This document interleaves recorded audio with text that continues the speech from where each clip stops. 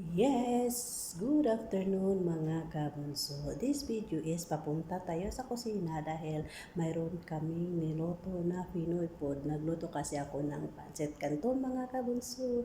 Kaya mga kabunso, samahan niyo ako in 3, 2, 1. So, nandito pa tayo sa loob mga kabunso to. Dito pa tayo sa loob mga kabunso dahil tayo ay papunta ng kusina. So, nandito pa tayo sa loob. So, i-check muna natin ang ating looban. Dahil baka may nakalimutan na naman tayo yan. So, papunta tayo ng kusina dahil tayo ay may niluto. Nagluto ka ng pansit canton. Dahil, yan. So, nandito yan tayo sa loob. And then, tayo ay papunta ng kusina mga kapunso. Yes, welcome to my kitchen mga kabunso dahil tayo ay nagluluto ng pansit canton. So ito yung lulutuin natin mga kabunso dahil nakanakaw ako ng chicken. So nandito yung niluto kong chicken mga kabunso. So ito yung kusina ko mga kabunso na super kalayat dahil hindi pa tapos. Yan ang ginagawa ko. And then, ito yung chicken. So, ito yung chicken ang lulutuin natin. So, ito yung chicken dahil tayo ay magluto ng pancit canton. Hi, Liam! Welcome to my vlog. Yan. So, nandito na yung kasama ko mga kabunso. Hi, hello. Welcome to my vlog. Yan. So, nandito ay magluto kami ng canton dahil kami ay nakapagnakaw na naman ng chicken. Yan. So, tikman mo daw muna rin kung ano na ba itong sarap na ba daw. And then, tayo ay maghugas-hugas muna ng kamay. So, ito dahil magluto kami ng pansit canton na may bihon. Okay na ang lasa? Oh, so,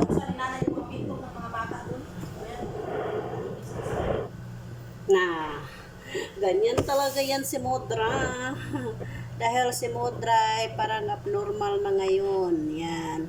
So, yan. So, dyan tayo, gumawa na tayo na canton mga kabunso. So, ito na yung lulutuin natin mga kabunso. Ayan. So, tayo ay magluto na.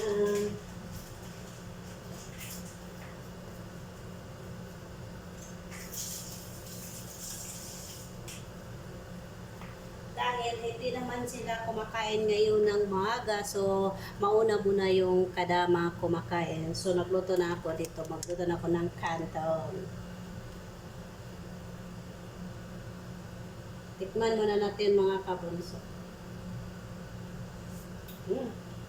Sarap.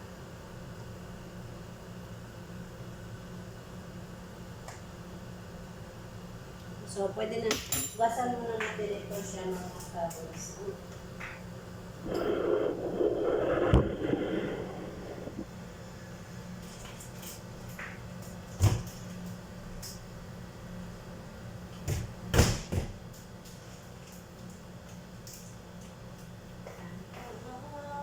Gasan muna natin ito mga kabunso.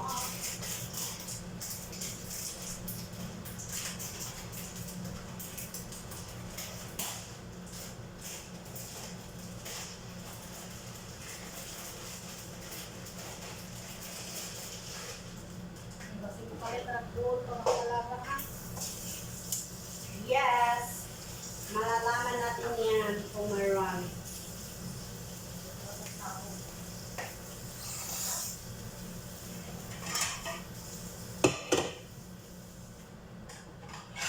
So, ito lang din siya mga kabunso. Dahil maliit lang kasi ito siya mga kabunso.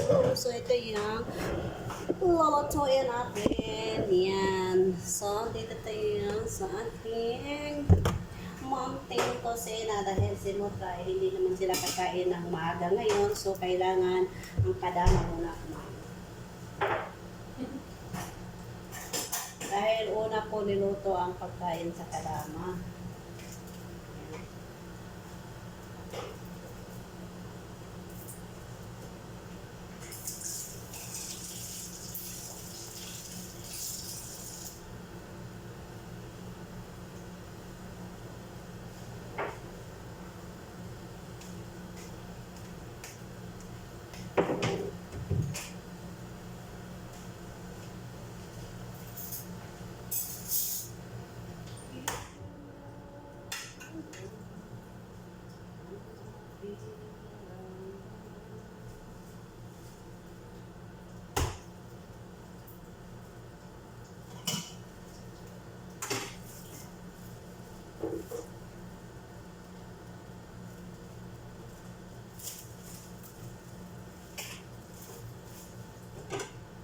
Sabi ng biyanan mo, Na, maraming salamat.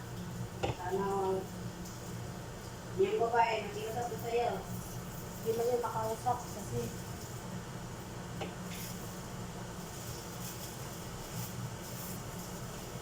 Di ba siya makalakad na rin? malakad lang, mahina na daw. Kaya yung biyanan kong lalaki, nag-aalala, siyempre. Siyempre, kabiyak mo niya. Ganyan tawag ngayon. Yan ang ating lulutuin mga kabunso. So, yan siya mga kabunso.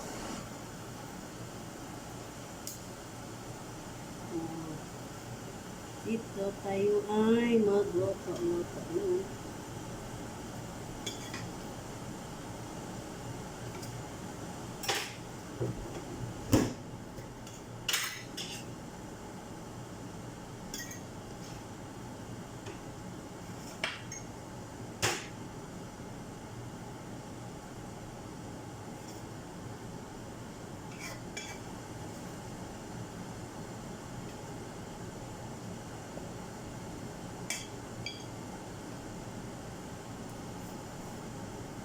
Ang bilis ng oras.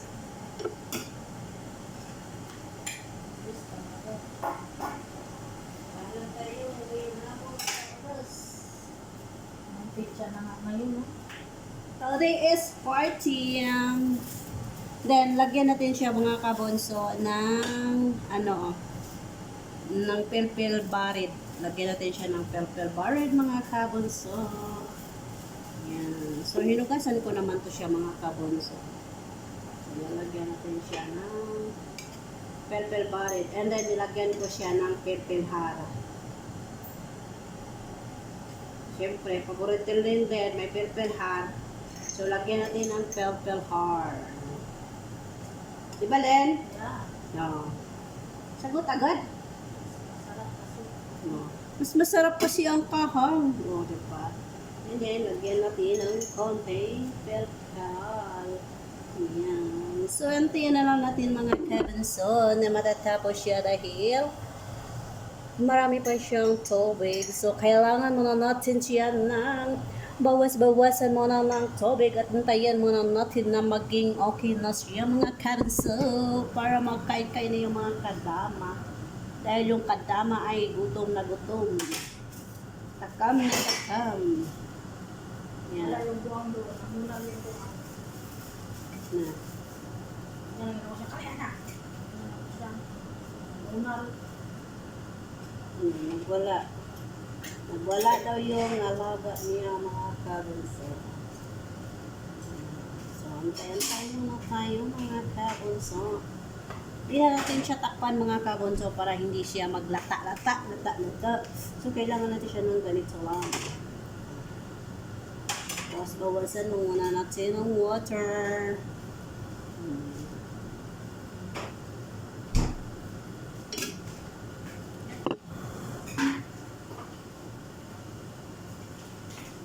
Kaya ko nagpulo ko yung sa.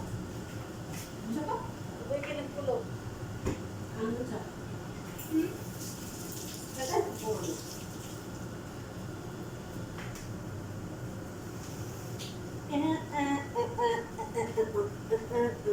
Ang sarap na naman ang kain sa kadama ngayon. Ako, Sana all na naman tayo ngayon dito.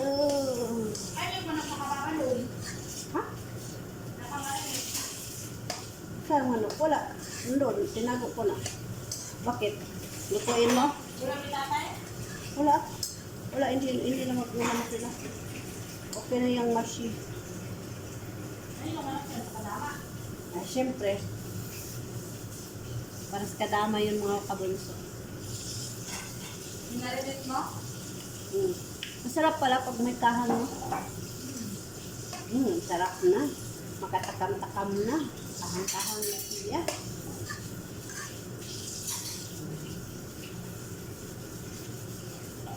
Yan mga kabunso yung niluto ko. Tignan nyo. Diba? Sarap. Ang sarap na niluto ko. Len, ilang putahe sa iyo? Ilang putahe? I mean, ilang cup? Kapag pa ba yan? Kaya ka ba? Siyempre. Ang iya ka na ikaw. Kaya lang ako magbubusog ka ito. Ala, mga kabunso, nagre-reklamo kasi kailangan pa ba daw mag-cup? Bakit ayaw mo maglagay ng cup?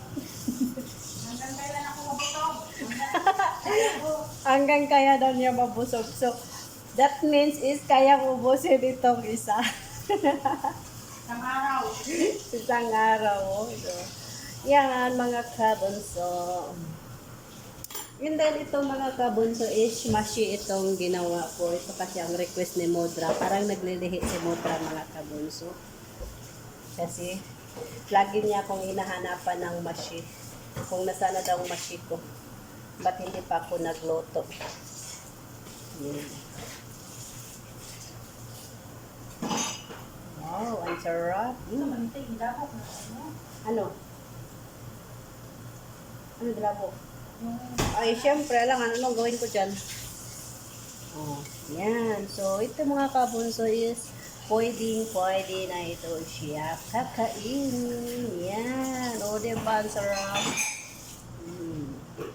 Wow, wow. Wow. Wow, Pinoy food, mga kabunso. Yan. So, pwede na natin ito siya patayin dahil ako ay magluluto na. Yes, mga kabunso, don't forget like, share, and click the notification bell for more update ng aking mga video. Kaya ingat, God bless, and bye-bye. Yes, mga kabunso, tatapusin na natin ang video na ito dahil kami ay takam na at gusto nang kumain dahil gutom na kadama nyo dahil may rice kami dito na puti, mga kabunso. Yan. So, nagluto yung kadama nyo ng rice na puti. So, kailangan ngayon kumakain ng kadama dahil gutom na gutom habang ako ay nagluluto pa. Okay, pwede na rin magkain. Walang problema. Kaya mga kabunso, ingat, God bless, and bye-bye. Bye-bye, Len. Bye-bye. Oy, kadira. Magsahan na si Linle. Excited mga kabunso. Tikman mo natin. Tingnan natin ngayon ang reaksyon niya dahil nagkukuha na siya ng plato niya. Oh, yan. Excited. Excited mga kabunso. Yan, o. Diba, magsandok na siya, mga kabunso. Kaya ingat. ang dami, oh. Ingat, God bless, and bye-bye. See you next video, mga kabunso. It's eating time.